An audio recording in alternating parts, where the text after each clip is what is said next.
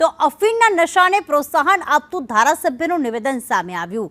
ગઢડા ગામમાં ધાર્મિક પ્રસંગમાં શામજી ચૌહાણે નિવેદન આપ્યું છે કે અફીણના બંધાણીઓને સરકાર સામે મોરચો માંડવા કહ્યું છે। 500 જેટલા બંધાણીઓને સરકાર સામે મોરચો માંડવા માટે કહ્યું। સુરેન્દ્રનગરમાં ધારાસભ્યની સીટ નહીં જીતવા દેવાની પણ વાત કરી, એટલે કે આપોઆપ લાયસન્સની વ્યવસ્થા કરી આપે। યુવા ધનને નશા તરફ ધકેલવાના ધારાસભ્યના પ્રયત્નો શું થઈ રહ્યા છે કે શું?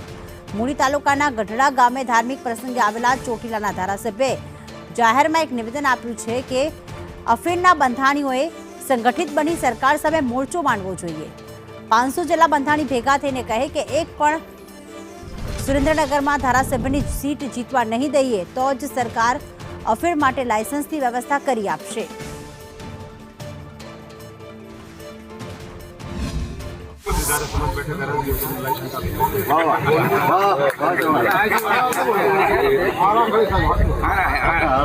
બસો ને 500 બંધાણી ભેગા થઈને એમ કે આખા જિલ્લામાં એક ધારાસભા સીટ જીતવા નહીં દીધો, અમને લાયસન્સ નહીં તો એવું કરાય દો ને ધારાસભા બેઠક કરાવી દીધો, અમને લાયસન્સ આપી દો।